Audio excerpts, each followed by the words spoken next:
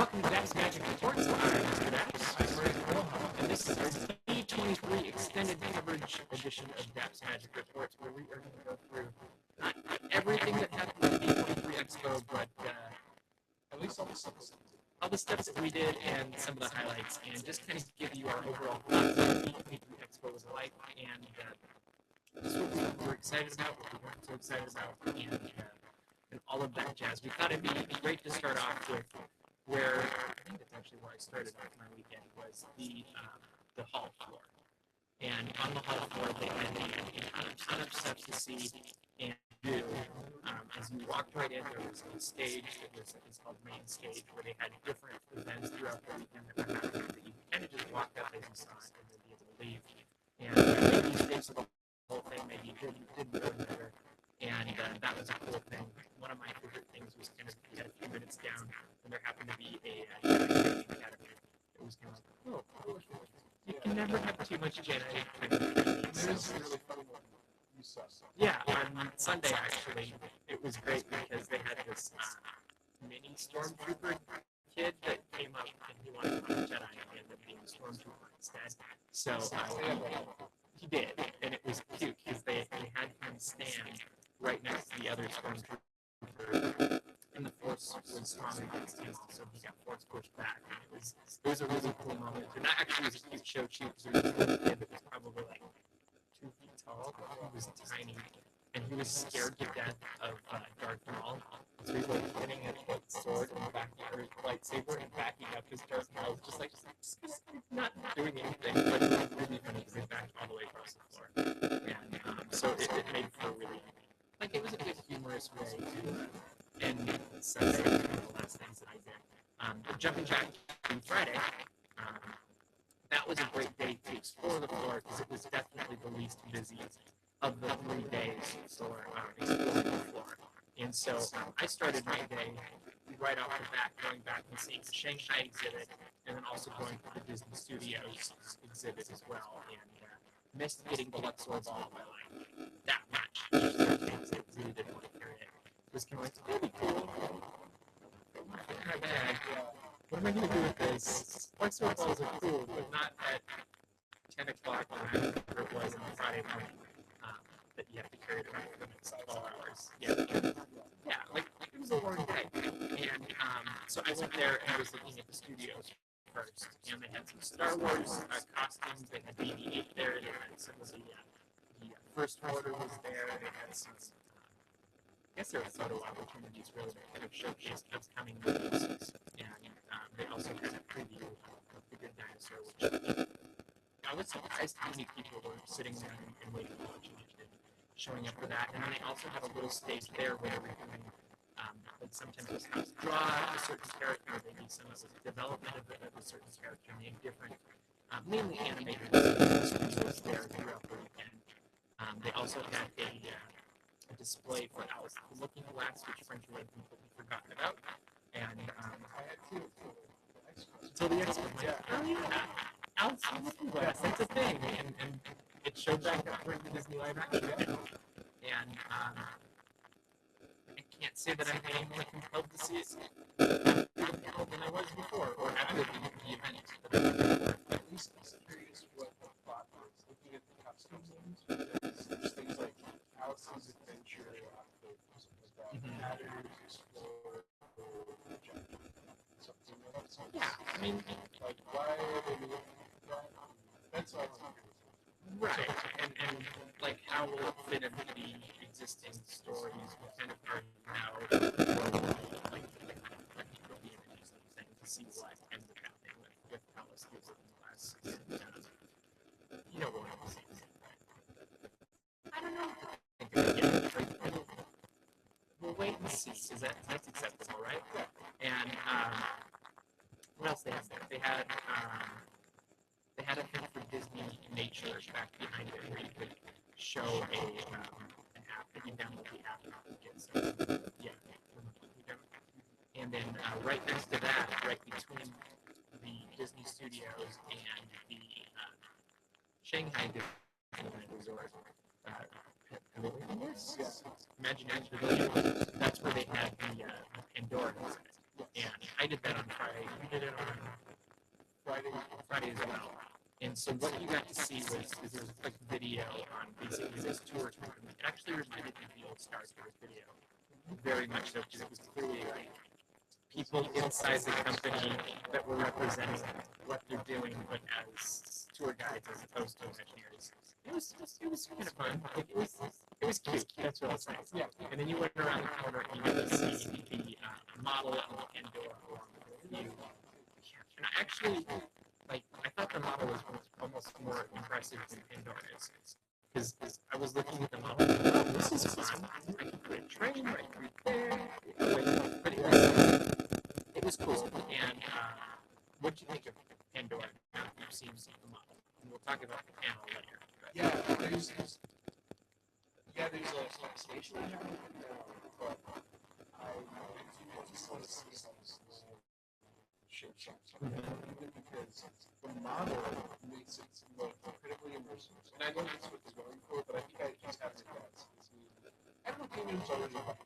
Yes. It's beautiful. And, Africa and Asia, you feel like you're in those continents. So they've done a good job, but we have a very kind of fictional, but very fantastic land that doesn't actually exist. It's hard to really figure out. Well, I don't have any connection to the story, so that makes it harder for me. And I don't know if I thought it was bigger or smaller than what I was expecting. Like, my initial response to seeing it was like, oh, that's small. Because it really did look comparatively to other things we've seen in recent years. And to me, it looks like it's going to be about the size of maybe Bugs Life. And, you know, I might be wrong.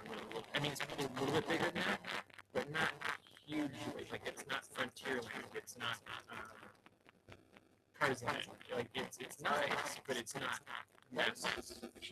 I had the opposite decision. Oh, really? I thought it was bigger? Size or bigger. I think they are trying to make it maybe that way. And they have a lot of nice things to do. So I think it's possible. I'd say bigger than Bugs Life, not bigger than. Yeah, Frontierland is probably one of the larger areas of the theme park. So maybe not quite that size. It's possible. Yeah. Yeah, it'll be interesting to see how it really comes together. Yeah, but then when it speaks to the model, that was hard to get scale. Very much so. Yeah, and I was just kind of going off the width impacts of the little people in the building. I was like, well, the buildings don't look super tiny in there, so like they can't be super small. I'm intrigued by it, I will say. Like, the attractions look interesting, and I don't know if I'm blown away, but I'm definitely not turned off in any way either. Like, it's kind of like, okay, I think we'll see it. And so it was kind of that way with the little exhibit there, and you have to walk out and see. You can take a picture as well as a photo out there. A lot of people actually got a photo out with Joe Rody. He seemed to be hanging out there a lot this weekend. And then I was amazed how many people walked over the picture of Joe Rody and the alien. And I'm forgetting the name of them right now. But yeah, the Pandorans. Sure. I don't know. Let us know in the comments. So then, right next to that was the Shanghai Disneyland exhibit. And to me, that was the centerpiece of the entire.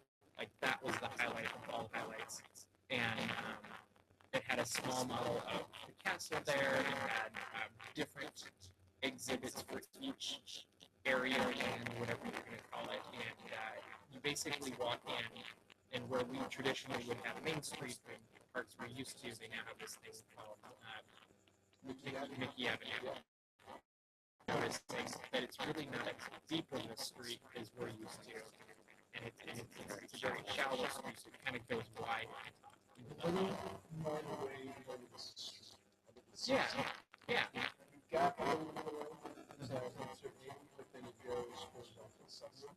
So, yeah, the alleyways. Yeah. But the real length of it is really around the outside of the hub, what I found interesting. And their hub is their Dumbo flying elephant, and they also have a carousel in there. And then they have a Tomorrowland Tron attraction, which looks like incredibly impressive.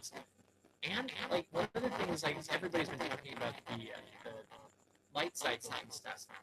But can we just say how awesome the building itself looks? Like that glass, floaty, almost water-like building. Like, I almost am more excited about that than the castle, just from an architectural standpoint. Like it looks. Well, that whole, I think all of Tomorrowland, it was wonderful to see the sunset because to see other different pieces of it. We even have a restaurant on this place, even that.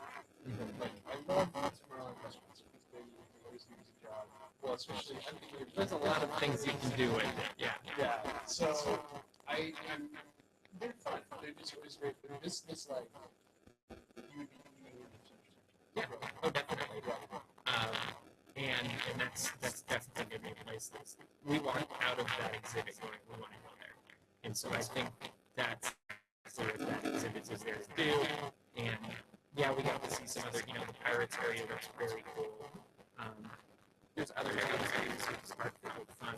But I think I was more impressed with this venture because all I really knew was the Japanese that was new and very different. But they were talking about and explored or kept discussing. But it sounded like this was like a playground type thing when they first listed it, and then they had details of what it was going to be. yeah. And there's actually challenges to do. Depending on which path you take, it's going to be more challenging or less challenging. Isn't it interesting too at how immersive everything is? Like I can't tell you how many times we've heard that word immersive. Like immersive this, immersive that. And I really feel like that's kind of your new, I don't want to say buzzword, but it's almost your new buzzword is to try and make it everything. You're doing something as opposed to just watching something. You're just experiencing something. Like you're a part of it instead of just looking through it or seeing exactly. Yeah. Yeah. So I think that'll be fun. Was there anything else that really jumped out at you? Like there's a lot of really pretty things. Yeah. And I think we'll have a blog at some point that's going through the whole thing too. That because you got a ton of pictures. We have a video online right now which is cool. You can take your iPhone, you can literally go like this and look at different areas of the exhibit. If you really like the ceiling of the exhibit, now you can see it. But you can. The cool part is you can look up and down the wall right and left, and you can really go on a tour of this exhibit. There's also photo meet and greets right across the way there, or not photo meet and greets, but photo locations right across the way. There was a lot of photo locations throughout the exhibits hall. There was a Walt Disney Archives exhibit that we actually had the opportunity to preview on Thursday night, and a lot of fun. And we, some of these things we've seen in other places, and some of them we haven't. And it really, I really like how they put it out where you could see it from the outside if you want to get in line this time. Whereas last time they had it upstairs, closed off in a room, so you really didn't know what you were missing unless you saw pictures on social media. I think you did a good job at saying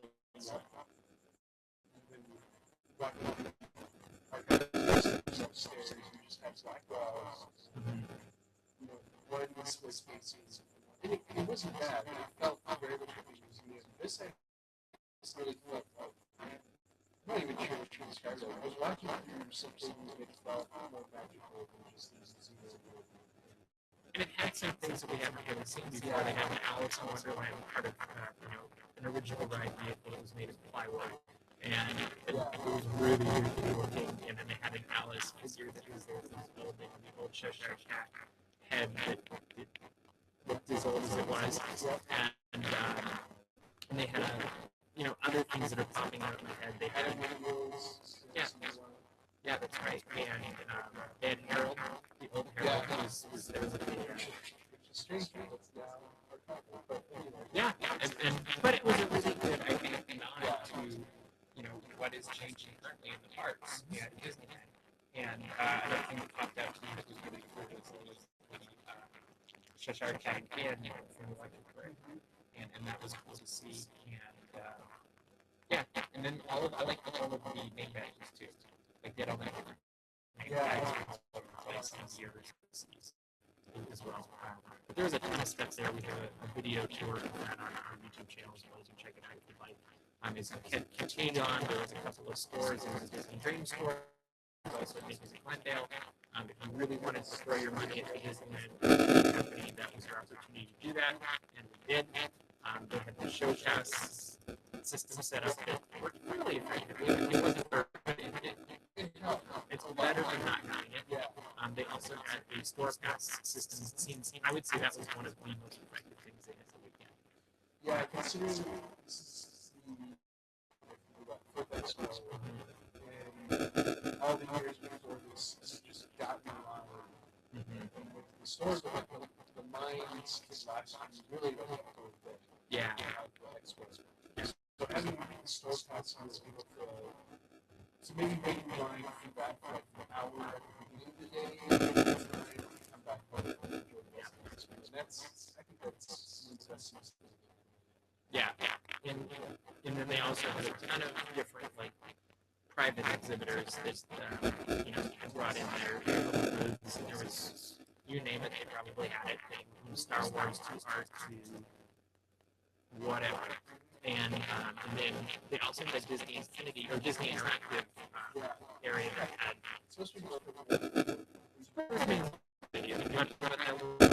Sure. I still. So I got one to pre-order. And they actually gave us the swag version of the presents. I got my first Disney Infinity figure, whatever it's called. Yeah. I'm gonna have to come over to your house. They were giving out those figures if you stood in the line, and you got a good picture, really, where it was a virtual sort of interaction with the character. I got it. So you got Yoda too? Got one of the picture. Oh, okay. So Yoda was kind of that's nice. So you get a from picture, some interaction, and then you get your pick of what it is, which is really awesome. Because how much does it normally go for? At least that's like. And you think of these people that kept getting back in line to get cards, so it's like they were literally paying for their expo by getting 3 figures. You had your 6 figures, and so you got in line 6 times to get all 6 figures. Wow. I wonder if anybody would know. I'm sure it's I saw something with like just maybe they I think they might have done that. Awesome. Hey, whatever floats your boat. The game is great. We'll play that rather. Sure. The game is really fun. So I played with people who Cool. And really there was also different locations where people were doing signings and you could meet, whether it was Brett or Bill Rogers. There's a lot of different big Disney names. Dick Van Dyke had a booth also.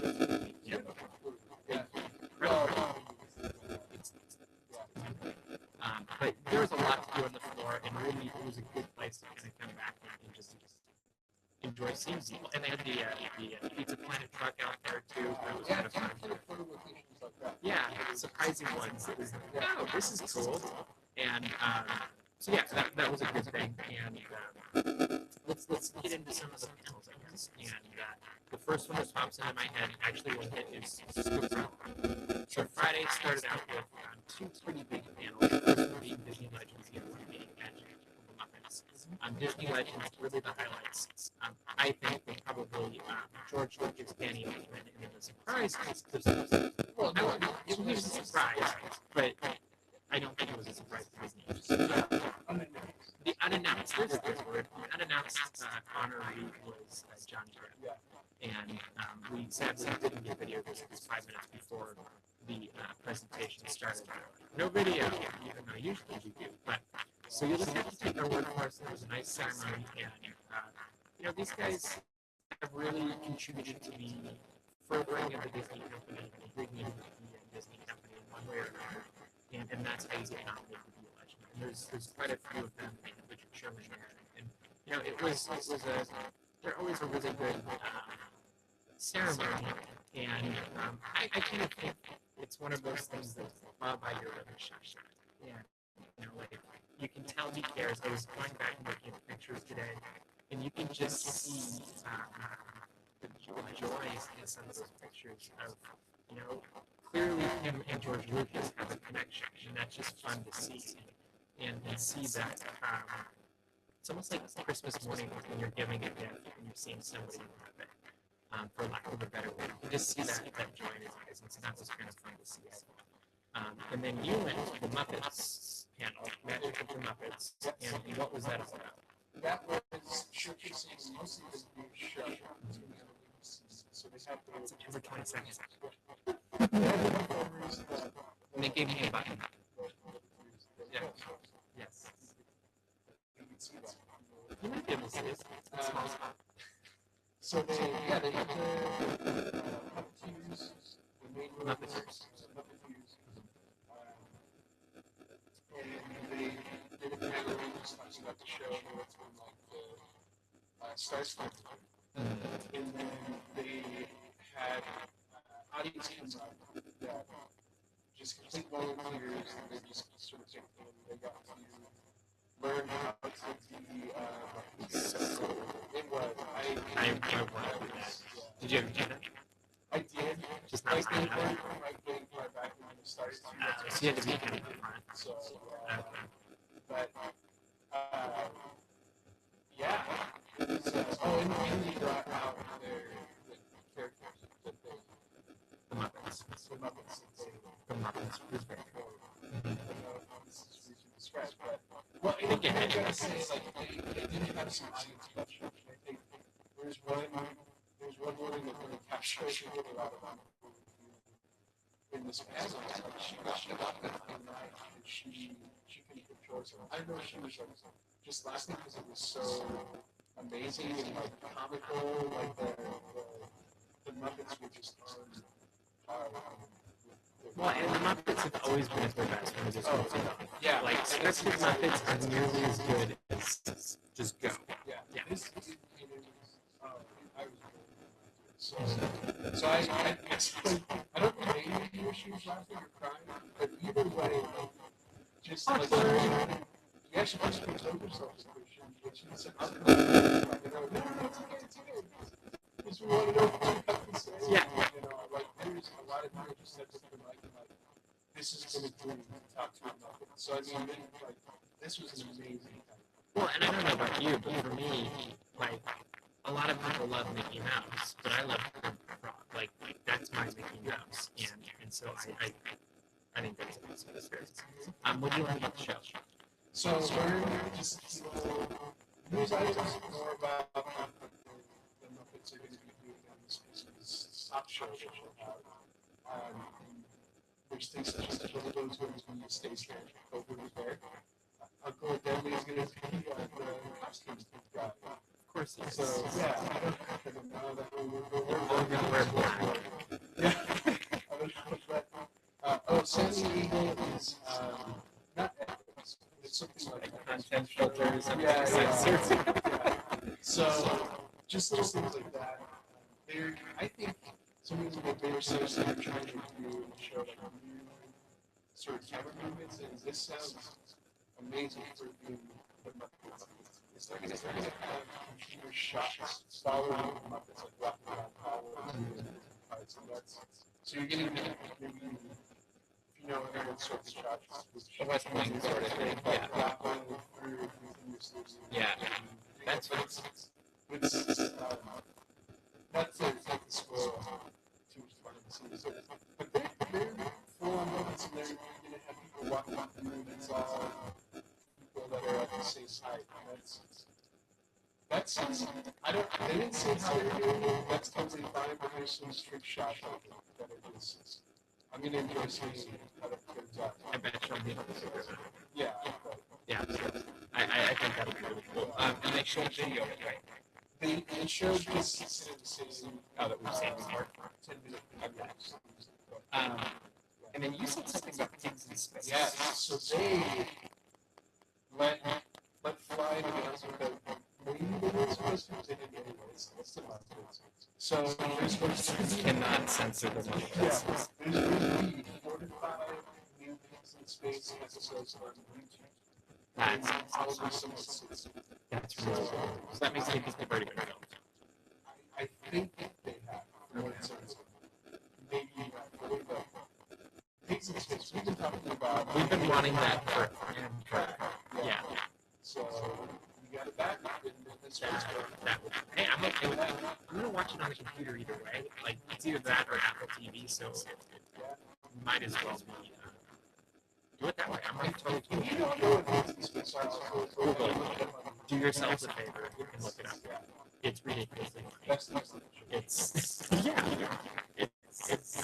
I would go for a whole show on it. Like I would love. We don't need new stars. We need new things in space. Cool. Well, that's exciting. I think one of the other big stories today was the animation panel, and we'll just kind of run through what was spoken and then what we think about it really quick. So first was Toy Story 4. What we find out is that it's a love story between Woody and Bo Peep, and that was told to us by the director John Lasseter. So thoughts? It's different. Yeah. And it answers every question. Well, maybe not exactly answering your question, but at least. And maybe what? Yeah. I just had this thought pop into my head. Yeah. Or, I mean, the hope is that it still takes place. It's actually just Sleepless in Seattle, but with Toy Story characters. So still needed to top of the tower. Yeah, there you go. Well, Bo Peep's not voiced by the right one. But, so you think it'll be a good move for them? I think so. I think Toy Story is always a hit. Like, yeah. I think it's hard to mess up Toy Story. My one concern, I think it's a continuation, right? My one concern is it diminishes some of the emotional effect of losing Bo Peep in Toy Story. Well, that's where memory of this takes place. Yeah. Or they were so quite emotional. Yeah. If it takes place before. Yeah, what if it takes place before again? And the whole, it's a tragedy. Yeah. Yeah, that's I can see that. Well, I did. All right, let's move on to Zootopia.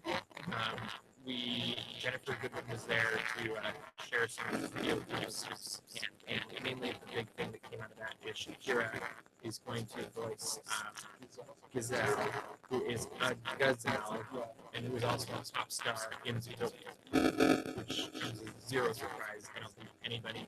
And I think it's fun, and that's about it. Like, okay, good, move on. They added some casting to The Good Dinosaur. Sam Elliott's going to play a T-Rex, and they also admitted that a key parental figure will die at the beginning of the film. Sorry, that was but this happens in a lot of Disney movies, so like parental units tend not to do so. It makes sense. Finding Dory, we had Eugene Levy and Diane Keaton as the parents of Dory, awesome. They also have Ed O'Neill, who's going to play an octopus that was hilarious, Kate Winslet as a whale shark, and Ty Burrell from Beluga Whale. I think he's going to switch up. I kind of think we're going to walk out and we're going to be talking about Ty Burrell and maybe Eugene Levy. Yeah, I was Eugene. My first thought was Eugene Levy was going to be the one, and then the more I thought, I'm like, nope, I bet Ty Burrell's going to do something that's going to. This is a Beluga Whale. Like, bluefish, whatever Dory is thing. But a beluga whale, to me, voiced by Ty Burrell's voice. Yeah. So I'm curious. To me, the biggest news that came out of this animation event was the unveiling of Gigantic that's coming out of Disney Animation Studios instead of the other two Pixar now in Disney. And it's Jack and the Beanstalk in Spain or something, right? I think it's in Spain. Yeah, Jack is a Spaniard who become friends, or who becomes friends with an 11-year-old female giant, and together they fend off storm giants. So it's going to be a buddy film of some sort where the little guy is fighting off. It's almost like David and Goliath's great sense. Because I'm thinking about these two little guys fighting off. Yeah, yeah. And the cool thing that also came out of this is Robert and Kristen Lopez are doing the musical. Yeah, and it's nice to see this musicals not dead at Disney Animation Studios. I would say It's completely rebooted. Moana's, I believe, a musical as well. Is that correct? yes. So there's musical elements, and the Rock came for helping to share about that musical presentation of that. And it sounds like it's going to be a very emotional journey also. I really hope there's some pre-show. Oh, that would be awesome. Because whatever it's doing now, Is that your making a prediction right here? I'm making a prediction. Make a prediction. It's got to be something about it. Yeah, That's what makes me really The Rock was nice. Wow. Wouldn't that be funny if that was his first line? That would be amazing. It's exactly what it is. Yeah. Because then we laugh, and then that would counterbalance the parts where we cry. Because apparently it's a pretty emotional film. And then they have Coco from Pixar, which is a Day of the Dead film, and that will be really cool. And they also gave the world premiere of Riley's First Fake Question, and that looks like it's going to be very short times where it's being Blu-ray and digital download later this fall. That's pretty much what came out of the animation. My initial thoughts on all of the animation is one, it's awesome to see Disney Animation Studios creating new content and not sequels that aren't acted upon. And I thought it was such a weird flip-flop of now Pixar has more sequels and Disney's doing all originals as opposed to, for a while, it seemed like it was the other way around. And then, I'm okay with that. You wanted more planes? I would not. I had problems with it last year. I had problems with both of them. Like, they had a good start, and if they had given it the full feature film in Pixar's head, I think you have potential. But the way it was done, they didn't give it enough. But what came out of it for me also was that animation is strong. The investment is working, it's paying off, and we are in for a few years of really awesome and I'm looking forward to some solid content. The next panel I think we should hit real quick is the Jungle Cruise panel, 60 years of Jungle Cruise, and you visited that. That's funny. So very briefly, what was it about that you were at? Sorry. It's okay. The panel consists of mostly former speakers that I think most of them are engineers. And then there's one engineer that was never a skipper, one that is still a skipper. And they went through the history of the Jungle Cruise. They talked about a lot about New Zealand and the world's history of it, and then touched on the ones in international waters. So, greatly mentioned the Tokyo Digital Animation, which just got a refurbishment. And so that's what the one Brian is mentioning that was never a skipper. He did the Tokyo refurbishment. So he was talking a lot about that, which was very cool. Great video, big show for that. I wrote that in the team for people just highlight that. It's really show. So you're saying we need to go with the GoPros and a 360-degree camera? 360-degree in the jungle? We need to do Jungle Cruise. Yeah. That's awesome. That's a good idea. What was the highlights of this? The highlights were just the amount of detail that they threw out there for everyone. They went all the way to the Trader Sam, because I was inspired by the journal crews and talking about why they have pictures on the wall they do. And, they talked about plant, which sounds like it'd be really boring, but it was really fascinating. Like why what plants they picked and what they do. The real highlight though at the very end, they did a virtual journal basically. Nice. And so all of them sort of passed them out. Oh, that's awesome. And so they got to do a joke each, but it's like the video was Yeah. they were actually going through the journal. So they did Was that the Disneyland Jungle Cruise or? Nice. So Very cool. yeah. And we've got that video online, so you can go to our YouTube channel, check that out. It's also on DAPs. Next, the Goofy movie is 20 years old. That back Christmas. They had a reunion and a concert, and it was everything you would hope it would be. And you really can't.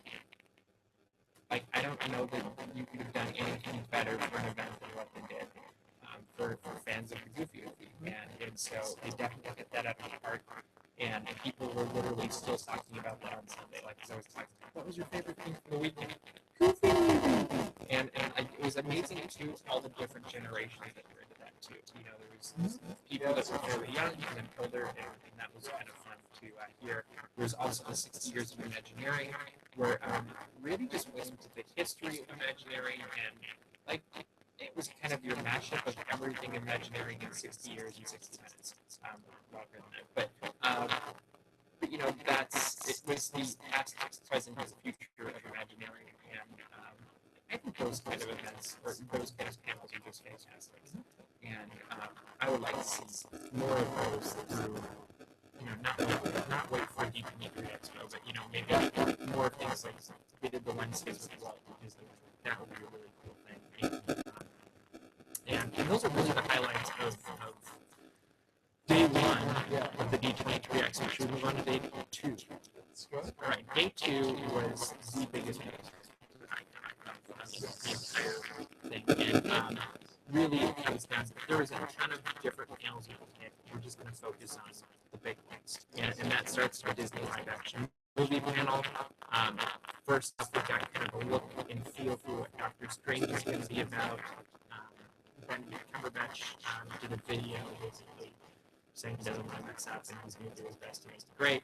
And they're in pre-production. They'll be starting production very soon, and it comes out October 26, 2016. It'll be the second of Phase 3 of these Marvel movies, and I'm starting to get a better grasp for what we're in for, and I think it's going to work. Like, I will admit, part of me is like, I don't know, maybe they're going too far, or maybe able to follow along. They really are baby stepping us to a level where this mysticism is going to work, I think. Yeah. And do you have anything to add on that? They being slow, and I think does what you're saying. You have majority of superheroes which are pretty out there for audiences exposed to a lot of superhero movies. So to have magic in it, and well, you think about Guardians, like he ain't got in space. Yeah. Would have lost a lot of people. Well, and I'm just thinking through like the last few years, magic isn't necessarily working in the world of movies. Like, not like Saint the Sorcerer's Apprentice, and it was just like I can't think of a big movie. Harry Potter, the magic totally works, and so, but I think it's not as flashy maybe as a word to say. Like the magic is a device and it's part of the story, but it's not as lightning bolts and flashes and stuff as I think this one is probably. That's what I think of Doctor Strange is, weird. Like, it's more mystical. More weird. Yeah. Yeah. He is on the offense as well as like shoot. Yeah.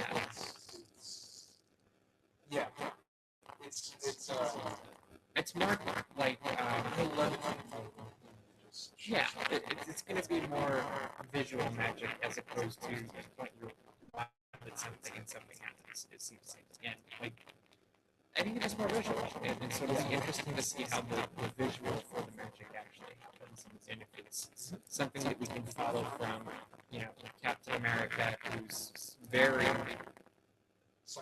scientific and very physical, to moving into the world of, you know, these aliens that have started to appear, and now we're taking you from aliens, which is one suspension of disbelief, into a whole new world that's completely different. But they started touching on things that were a little bit out of our ways of thinking, and even Ant-Man. So I think they can do it. From there, we went into Captain America: Civil War. Got to see it fight. Chris Evans and Anthony Mackie were there, and I guess, I mean, really, to me, this is going to be the pivot point, I think, for Marvel. And this is kind of like, this will be where you find out if a bunch of fans will actually buy into how comic books work. Because really, all of these other movies leading up to it are kind of, you can just watch and go. But I think for Civil War, the best way to view it is if you have this emotional connection with everything leading up to it. Like, it'll be a fine standalone movie, and that's great. But I think they'll keep the emotional fires in the Captain Iron Man movie. And it's a Captain American movie, so a lot of things can yeah. But yeah, they have built it. But I feel like it's going to pay off because of how much these movies are known. So, well, to me, the way it will pay off is if it's a standalone story. I can walk away from it going, that was good, as opposed to thinking, oh, that just set up this, which, like, Age of Ultron really was just a big commercial for what was coming next. And to me, Age of Ultron was probably the most unsatisfying Marvel film I've seen. Maybe Iron Man 2 also. But, you know, like, it just didn't hit the mark for me because it didn't have that standalone quality of a strong. Like, let's just watch this film. But it'll be interesting to see the sides develop and fight, and actually just since D23 started, we found out that we started filming some Spider-Man scenes still. And so that confirmed Spider-Man is in this film. We kind of knew anyway, but that gives you the hard facts. I'm curious. And the other thing I wanted to do is, I don't want it to be like the prequels for Star Wars. Here, you're just a little bit upset, and suddenly you're killing kids. You know, like seriously, like you can't go from that. Like, that's just a weird jump. So I hope it's something that we can follow very easily. I think we've had hints of it, but not to the level where I'm like, oh yeah, they're gonna kill each other. Like, not to the lethal level. Maybe just throwing a knife. To maybe even to help audience having read the Civil War comic books, it's very, they don't really want to kill each other. It is very, very thinking they're right. And they're protecting society. In total, like, they're still heroes, and that's why really it is like Civil War. They're heroes, so they're still sort of together. They're overall on the same. They're together again. Mission. Sorry, throw another reference in. Overall the same mission. Still, that is to protect the world. But they just have different ways of going about it. And they're not. It is like a thing of, like, it's not truly bad on either side. Like, we can be able to see. They're both right, but they're both wrong. Yeah. So, and that's where, like, the comic book is one of the most brilliant comic book stories that they've ever had. So it's really got a lot to live up to. It'll be interesting to see it so if it can pull it off. And I'm sure we'll be doing another DAPs Magic Reports once we've seen this review that movie. I think it just needs to happen. Next, they talked about they brought Chris Pine out. Towers. It's about a Coast Guard saving a ship full of guys that their ship gets broken in half, and it really is a phenomenal story. And I would like to think it would be another kind of like Remember the Titans story or Perfect Storm story. I think we're probably my sad feeling of the matter is it's going to be it was almost that. Like I could be completely wrong. Like the big thing that came out of it for me was like, oh, Chris Pine is Captain Kirk haircut. Well, sometimes not. Like it was a lot different for Theodore because he had the thing going on. Like he had it's very let's move on. Jungle Book was next, and to me, the thing that really stood out was they gave everybody, including the actors, a first look at the film for what it's going to look like. They got to see a preview clip, and it blew away the people that were there. And Amanda was talking just about how awesome it looks, and also how John Favreau was saying it's not even like this is one level of rendering that's incomplete. Like it's not the finished product. And they were blown away by how good it looks. They were also blown away by Bill Murray as the Bears, Mr. Necessities. Another highlight I heard was Christopher Walken's King Louis is apparently amazing. And so I definitely, over the course of the weekend, and also seeing the posters, went from it's another live action I think I want to see to, okay, I want to see this. Is that kind of what you hear? I think it's just if people are saying that that's good, why not have it? Yeah.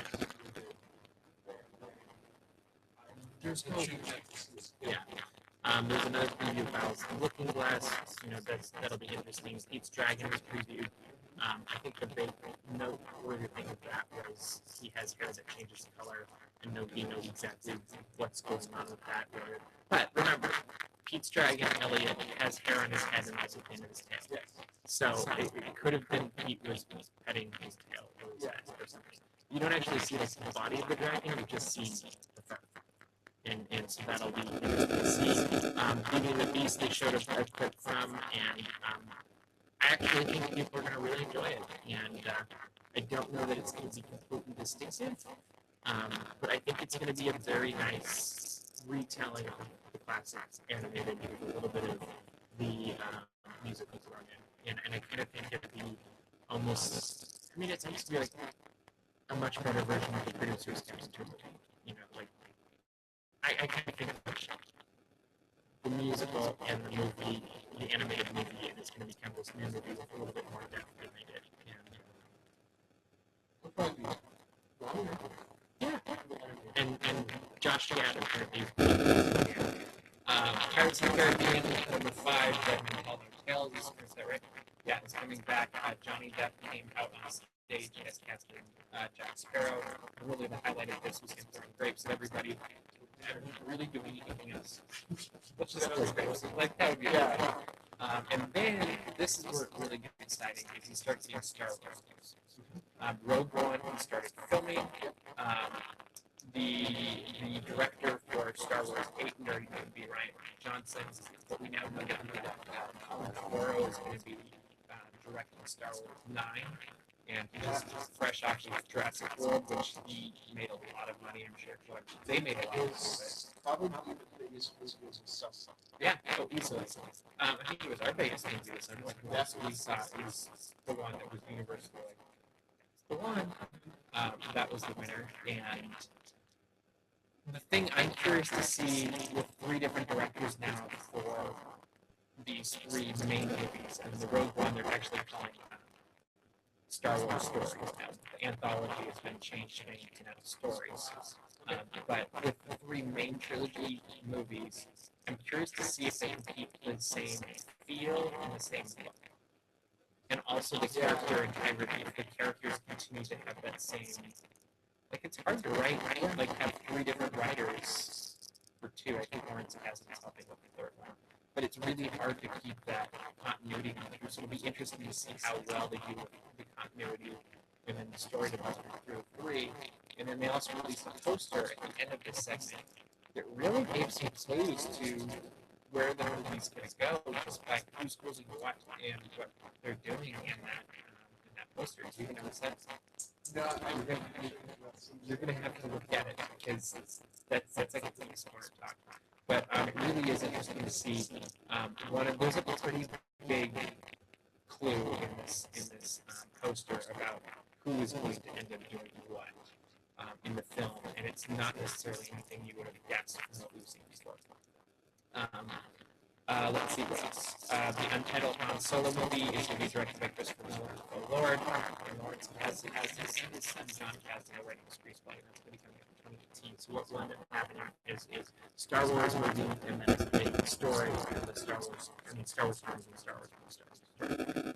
And then it was almost like we were at an Apple convention because, or an Apple presentation, because Bob Iger comes out, shoos everybody off the stage, and basically has a ton more thing moment.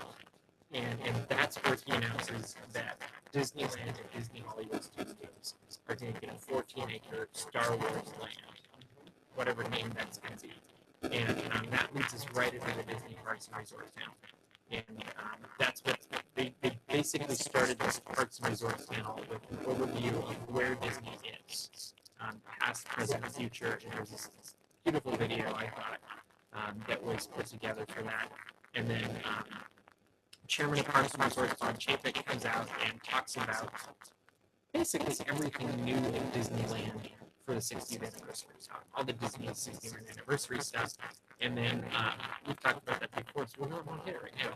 But then he goes straight into Star Wars Land, which to me was the highlight of the presentation. They let it go. I don't think anybody would have heard anything else if they started with anything else. That's what everybody wants to know. So we know it's 14 acres. It's going to include 2 attractions. There's going to be a cantina. There's going to be blue milk. Very important. It is. And it's going to be absolutely fantastic. So the first attraction that we know about is you get to be a member of Resistance fighting the First Order. What that means, we were speculating last night as we were wandering around that maybe it would be something like the Star Trek experience used to be in Vegas. We combine, yeah, but Star Trek experience was one of the most amazing attractions I've ever been on, and experience. And but they wanted immersive, and this was definitely immersive. And they had actors, they had like sets you were walking through, so it was part of space and spaceships and Enterprise and all that stuff. And I have to wonder if maybe that's something they're going to do.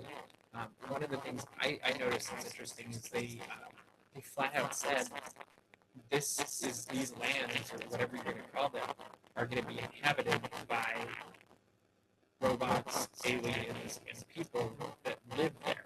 And so I almost think we're not going to see cast members, we're going to see the inhabitants of Star Wars land, and everybody's going to be an actor, basically.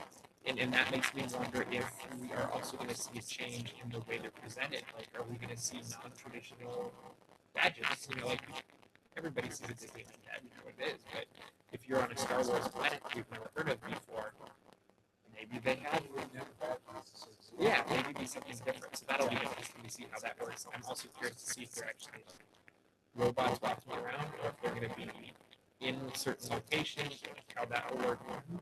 The other attraction is a Millennium Falcon attraction where you can fly the Millennium Falcon.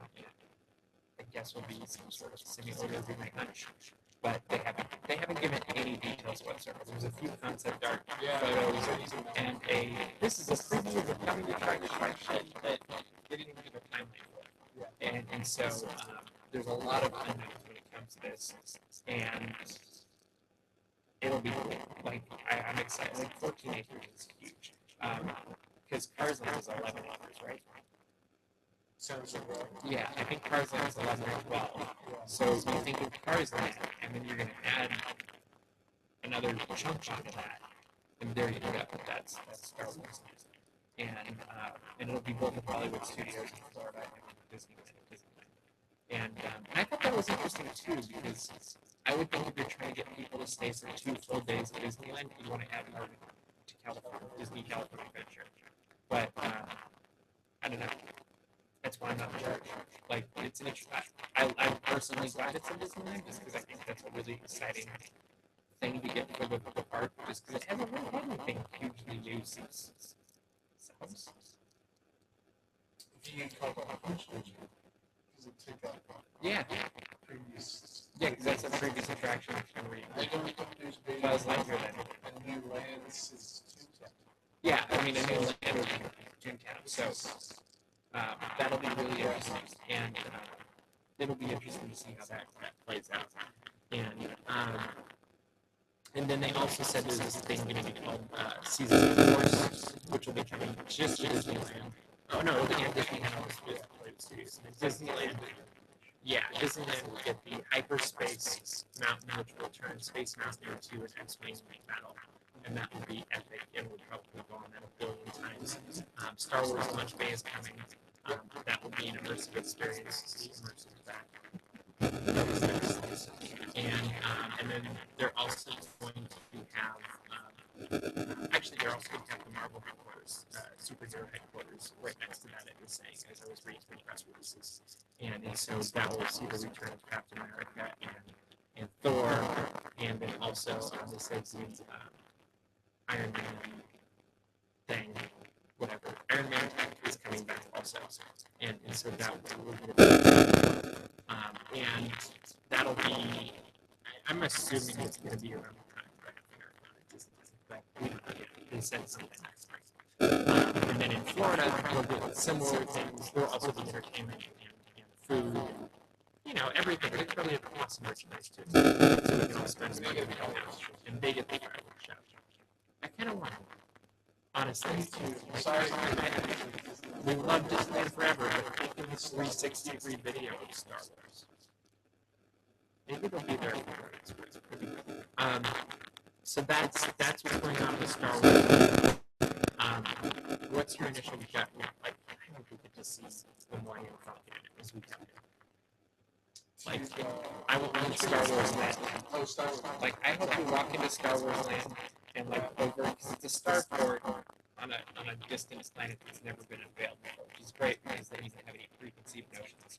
But I do hope that like right over here is the Millennium Falcon. Yeah. And really, we need a Millennium Falcon figure right here, because that was awesome. I'm excited about. I love Star Wars. I really want to go. Blue Moon. Just yeah, like I feel like we have to do a video of drinking. Right. So yeah. I want to have a place in since we're talking about Disney, I don't want to talk about this obviously but there's a place for visitors. Now what you say? So visiting Rosemary Plaza. Yeah. In Florida was one of the most immersive places I've ever been. And I will say this, and I hate saying this, is I like the one that you got me better than the lightsabers that you can currently get. They did an amazing job with the merchandise. Yeah. And even that, I think it's something that Disney is going to do. Star Wars. Well, Scott Trowbridge, who's heading up the project for Star Wars, worked on Wizarding World. Yeah. So I think probably lessons learned, so it'll probably be better. Yeah. I would imagine. Well, it'll be really interesting to see, because they, from what it sounded like in the presentation, they don't even have the plans worked out yet. They have basically concept arts and renderings, and they're in the very rough phases of things, which is probably why they don't have a timeline, because they have to make sure everything's going to work. Yeah. So, but even having seen some of that did work on the Wizarding World, and the feeling that I got from that, knowing that, yeah, working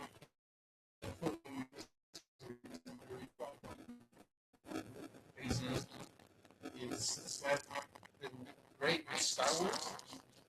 You got me sold. I mean, this is some of like ours and many others' dreams. Oh yeah, I mean, yeah, I'm curious to see what that means for the future of Star Tours and also Jedi Training Academy too, mainly Disneyland, just because they will now be completely out of place.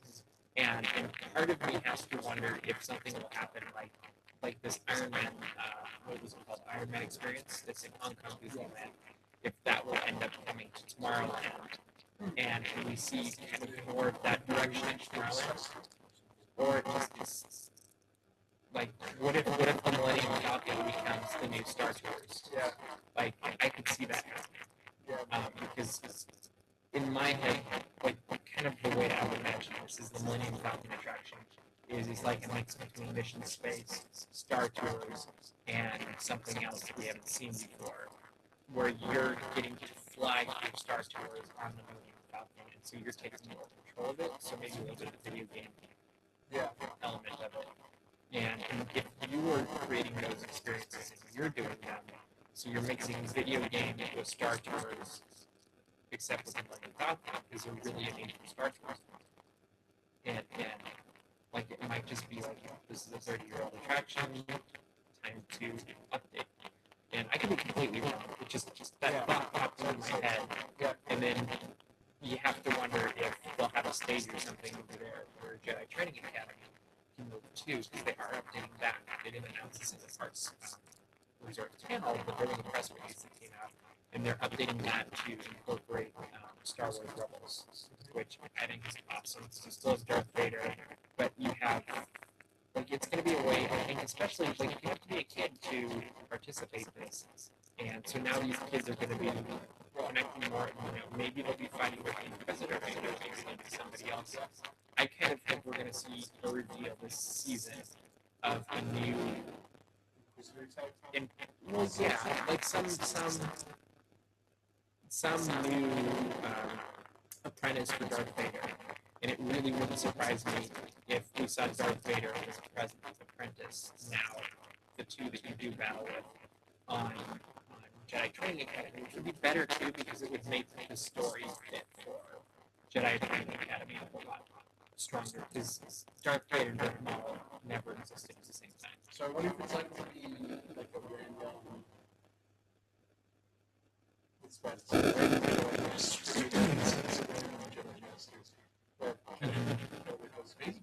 Well, and it'd have to be a secret Jedi Master at some level, because if they're moving into the world of Star Wars Rebels, we're now just a few years before Star Wars is most Jedi have been eradicated. And so now we're looking at a completely different world than, I don't know exactly where Jedi Training Academy fits into the world of Star Wars, but clearly they're not hiding from the Empire. Yeah. Like, they're fighting. And so that's an interesting. Yeah. It'll be interesting. I'm hoping what it means is Jedi Training Academy will suddenly fit into the continuity of the bigger universe or galaxy of Star Wars. Yeah. And I think I'm really looking forward to seeing that. Another thing we didn't announce, but we can guess will be coming, is a Star Wars The Force Awakens preview. And I'm looking forward to seeing that as long as it doesn't spoil the movie. And but J.J. Abrams' discussion is, I really wonder if they are, because do you really need to get people to be enticed to see the movie? no,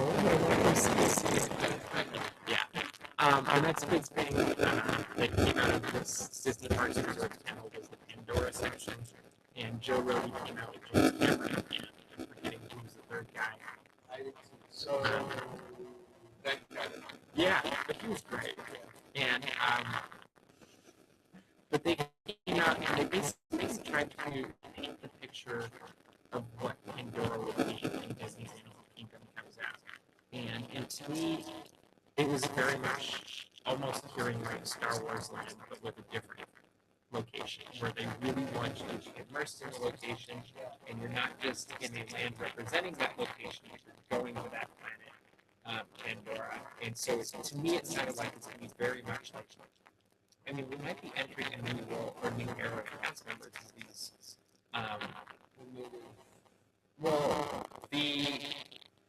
where cast members really do become cast members, and instead of them being stores cast members, they're a person that actually lives on Pandora and works at the store, and they're more of the story that has been utilized traditionally, I guess. Like I think most people, yes, they wear the costume, but they don't full on, if they're working at Frontierland, come up with backstories or accents or whatever it is. And I have to wonder if that's kind of what we're heading to, is they're going to actually live on, the cast members in Pandora will be living in the land of Avatar and live, breathe, work it kind immersive experience. And I don't know if that's actually going to happen, but it kind of seemed like that's what they were hinting at or talking about. They also took traffic down to the D23 ride, which to me sounds a lot like Tron. I mean, as I'm thinking of how to drive it, it seems like it's going to be another Pony Express kind of attraction. I don't know. They didn't have any concept art for it other than you saw Banshees. I'm pretty sure we're not going to fly on it. Really? Yeah, like that just didn't look safe in any way. And then there's also a floating ride. And it looks like it's like I think it'll be relaxing, the land kind of ride, but with bioluminescence, which was their favorite word. Plants everywhere. Apparently the whole land will be done bioluminescent at night also. Cool. Yeah. Yeah, to me, they're passionate about what they do. I think I have to experience it. And I'm not unexcited, but I'm not super excited about it either. I did find myself, right before they talked about it, they talked about Rivers of Light.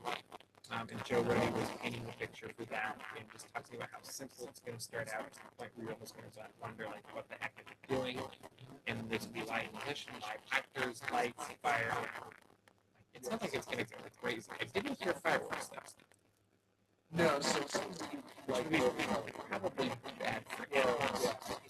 And then also, I'm actually really excited to see this next when we go to your Rivers of Light movie perform.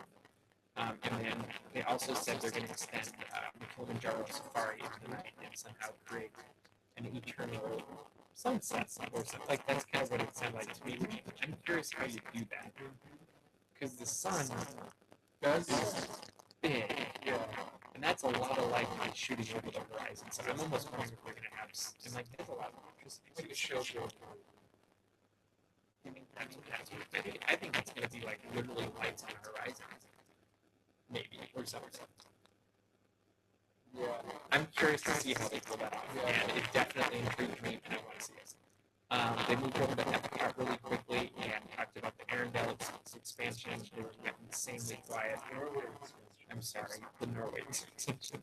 But they said Arendelle is inspired by Norway, and they went there and they looked at Norway, so it could be accurate. It looks okay. Maybe sad to say it's going to become the Arendelle.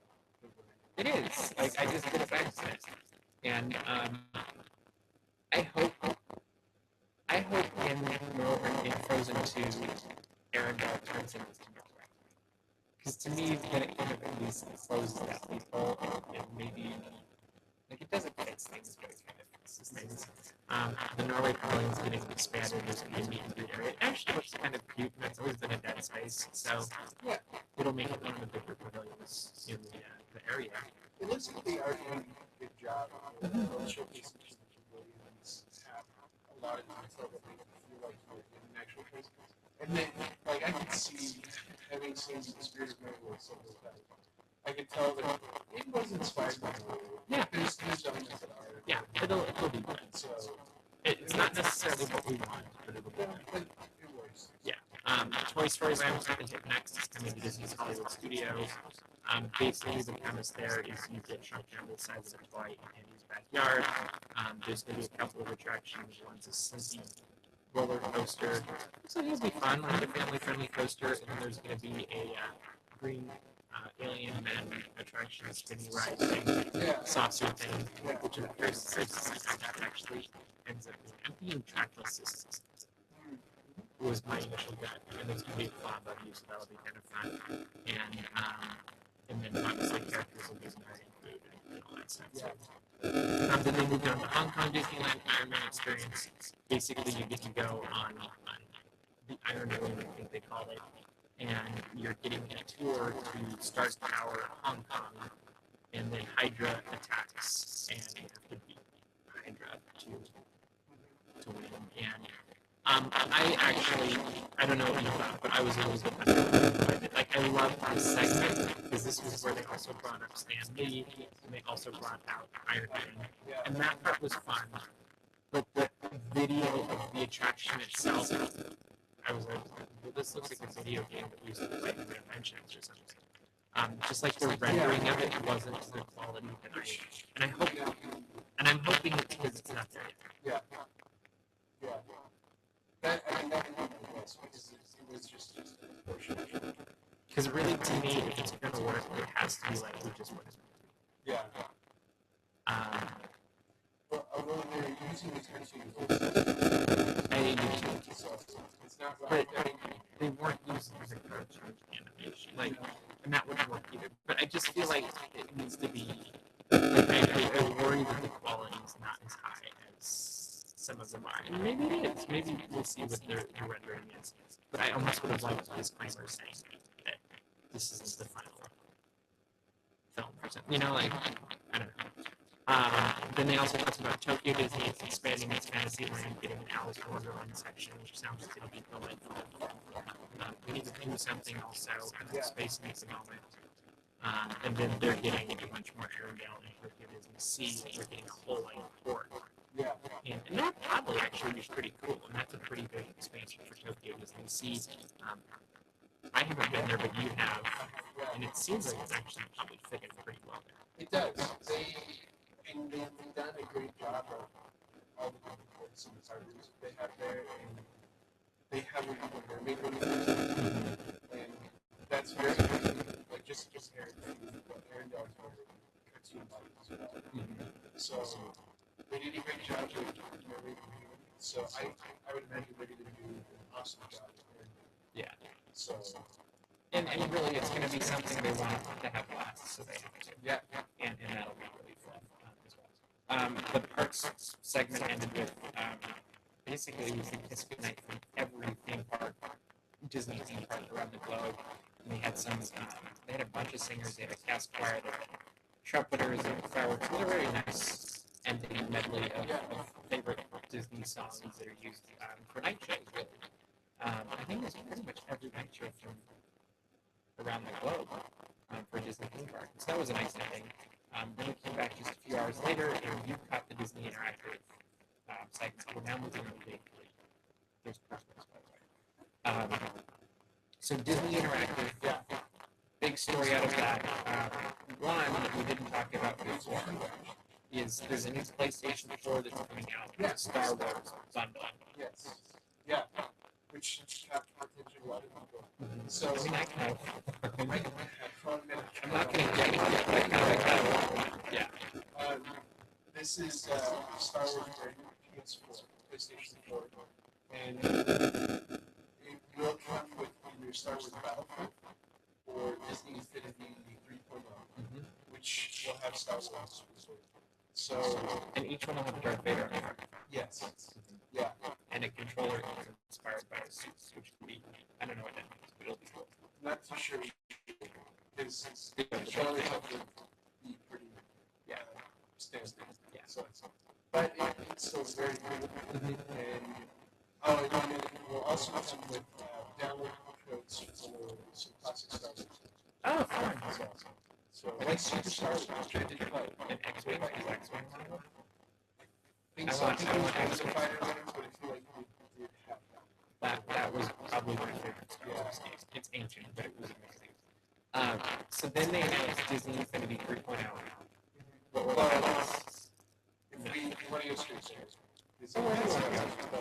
but that was the kind of bringing in everything at the end. So I think everybody knew that they were going to be talking about it. There's been a lot that's been announced. They talked about some figures that will be coming out later on. There's always the initial releases. How do you figures? I use those initial releases. So Spot from Good Dinosaur will be a figure. There'll be a couple from Zootopia. There will be I don't know if it's figures from Good Dinosaur besides Spot or if it's just some characters somehow that you can integrate. There will be in this Scott did sort of a fan fair, the toy box size. And there they decided to have your pandas. Oh, cool. So, and that I think got everyone's attention because there really hasn't been a lot of the classic Disney characters. Yeah. And so, bring your panda brings back just what Disney is. Yeah. This is Disney. So, Peter Pan was they were talking a lot about Star Wars playsets that will be available. And they had Daisy Ridley and John Boyega, right? Yeah, to show off Force Awakens. And I just love the glee of her face, seeing herself as Yeah.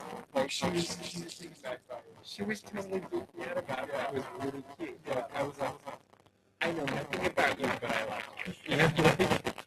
Oh yeah, yeah. I think they got it great for that season. Yeah. Yeah. And it makes me want to see the movie that much more. Just seeing the delight in her, like, I hope she doesn't lose that. I think she probably will. Like, I don't think she realizes just how big she's going to be in 6 months from now. And she's going to be a global celebrity. But it's fun to see her geeking out over the little things as if it's like, oh, here's a little, you know. And so I hope she doesn't lose that. But I think that was a cute moment. Yeah. They gave it to a couple of people. Yeah. Sign them and you got pictures of one of them. That was just. That's awesome. Yeah. They entirely picked who was in the audience. Just random. Yeah. So that's cool. Yeah. They also talked about Kingdom Hearts 3.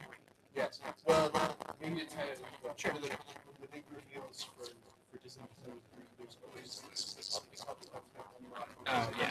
Every single character in the expansion, you get unlocked something. So in Disney 3, it's the Keyblade from Kingdom Hearts. And so they had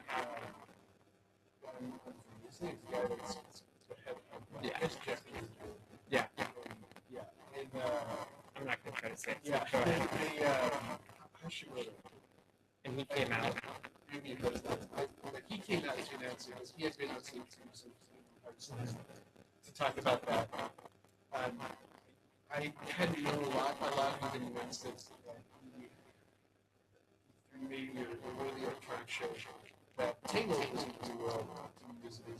So they wanted to reveal New World. It turned out to be Big Hero 6. Yeah, that's right. I forgot about that. Yeah, so I think what's exciting about that, I like Kingdom Hearts. I recently picked up the first 2 games to play through. And so I think they're great games. So first of all, just to have a new game is great. To have that world is great. But when it's even as a Disney fan, it's a continuation from. And that's really cool. I like how everything is. They're kind of following the Marvel model where everything is connected. And I love that they're doing that with video games, they're doing it with Star Wars. You know, if we're to get, we might as well talk about Battlefront real quick. Yeah. I love that they're using the Battle of Jakku in Battlefront, Star Wars Battlefront, that's then going to lead to the aftermath of that in Star Wars The Force Awakens. And that's just going to be, you love to experience these movies, but now we're going to experience the lead up to these movies. That, you know, maybe all it means in the movies are just a battle here that really just sets the stage for this. But maybe it's also giving some things that are really integral to Star Wars The Force Awakens. We don't even realize it until halfway through the movie.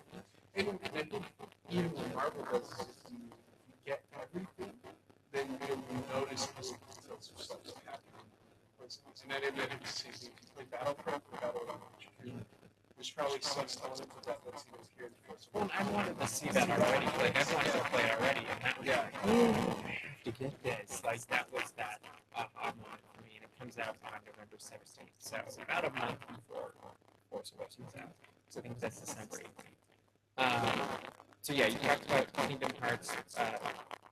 One more thing I keep reading about Kingdom Hearts is that they talked about there's a magic element in the game. There's spells and swords that the character can do.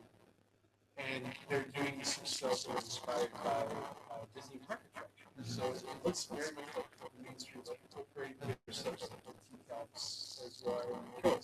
Yeah, so they're really trying to connect even more to another level. Yeah.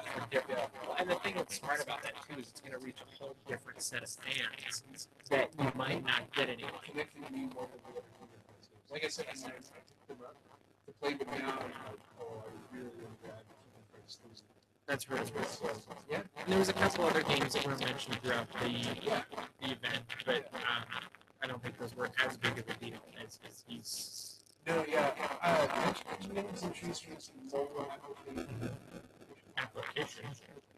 Mobile app game, and it's going to let you build your own business. not doing exact replicas of anything in the theme parks, but it's like an homage. Yeah, it's kind of a cartoon look. Yeah. I mean, it looks fun. Like, Yeah. I think I probably won't end up playing it, but I can definitely see some of my friends and this is a good way to play. Yeah. Yeah. And that'll be It's integrated in that, just like they have it in the park. I think that's actually exactly a lot of the mobile games. yeah, stuff. So I find myself frustrated with this. Yeah. So then they also, leaving that panel, there was a Frozen Pandemonium panel that Frozen was really, and it actually looked like it was rather fun, and I kind of wish I think we enjoyed the floor and seeing things we hadn't seen on Sunday during that time, but there were parts of it that I thought looked a lot of fun. Josh Gad singing Sunset would just be with Olaf there also. Yeah, I mean, that would be a lot of fun. There's also 60th anniversary of the Mickey Mouse Club, another very strong way to end the weekend. Really quickly as we're wrapping this up, what'd you think overall of the D23 Expo? I thought that it was a big deal. I liked hearing about the answers because last time we didn't get really anything from experts. Right. This one was a lot more news. Yeah. And that was something I was hoping for last time. Yeah. I think they didn't have they actually introduced this in the last Expo, and that was a huge hit, but I think with Interactive, that actually surprised me for how much was in it and how much I enjoyed hearing those things. Well, and just to see how many fans were at the Disney Interactive Pavilion waiting for those figurines. Like, there were lines every time you went by, and in the morning people were right there. Yeah, so I think definitely that was probably a highlight for a lot of people as well. Yeah, I liked there was a lot more news that came out of it in general. I think I walked away going, oh, that was great. That was something to write about, and we're continuing to post content, and we'll continue to post content until we have it all out, and you can find it all on DAPs and D23 Expo link, and that's a good way to get to it. Yeah, I think it's always a trick moving that many people when they're all confined in one little space. Like, so that's just a challenge. I don't think there's any right answer for it because really, when it comes down to it, there's one main hallway for each level, and you have to get thousands of people into, let's go through these 4 doors or whatever. And so that's a trick. I think panels too. I think there was a lot from the lines from, but yeah. And maybe it's just because we're having some before. And really, the sad fact of the matter is you have to get there really early if you want to hit the big panels. And we had Amanda that was there. I think she was there 10 o'clock Thursday night. Yeah. And then 10 o'clock the night before, Friday night too. And she was a trooper. And that's got her in the panels. And so it's just kind of one of those things that this is how I think people just are going to have to start realizing, as much as it seems a little bit ridiculous, D23, if you really want to get in that right panel, you have to be one of those hardcore fans that gets there super early, because while you may not think it's normal or worth it or whatever, as long as somebody does, they're going to do it, and that line's going to be full by the time you get there at 8 o'clock in the morning on Friday, Saturday, or Sunday. Not as much as Sunday. But, just recognize the next time it comes up, either A, there's going to be a long line, or B, Disney's going to have to come up with a completely different system for how to handle lines. And that'll be an interesting thing to see if they do anything about that, or it seems like this is the way to do it. Like, this is the second Expo in a row where this is pretty much been the same system, it seems like. Yeah. And, it's not perfect, but at the same time, for the most part, it seems like there's glitches, but it worked for better or For worse. the panels, for sure. I think those were Yeah. Yeah. Yeah. It was fun. Yeah, and but they didn't officially announce that there's going to be an expo. Like, I have not heard anything about that. It was pretty dead silent. So they might be watching shows like this to see what the reaction was to it. I personally would love if there was another one. Because I just feel like we're finally figuring out how to do this kind of a thing and how to get the most out of it. And I think our team was absolutely fantastic this weekend. And this is always a great thing because it is our fans that are going through that you meet people. Yeah, that was a highlight of the weekend. Yeah, that are fans, and so you immediately have some stuff that Then they get a button. yeah, you see that button. So Yeah, we'll have them. yeah, we'll have them again. Maybe we're going to do meetups in the park too, so maybe at some meetup we'll have something. I don't know, we'll figure it out. But yeah, I enjoyed it. It's definitely exhausting. You come out of it completely tired, and they were very long days. But you know, it is what you make of it, and I'm glad that Disney gave us something newsworthy. Like it definitely was a newsworthy weekend, and I felt like it was you got your money's worth if you paid for it. Like it was definitely the ultimate Disney fan experience. So I think that concludes our coverage for tonight of the D23 Expo. There will be more. You can just keep watching on the website at dapsmagic.com. Follow us on Instagram. Our handle is dapsmagic. On Twitter, we're daps_magic. And then on Facebook, facebook.com/dapsmagic. Make sure you connect with us everywhere because we do tend to kind of mix things up on different platforms. Subscribe to dapsmagic.com too because that'll help you as well. But for now, we are going to bid you adieu. And I guess 2 years from now, hopefully we'll be having another conversation about the next D23 Expo. But for now, see you later.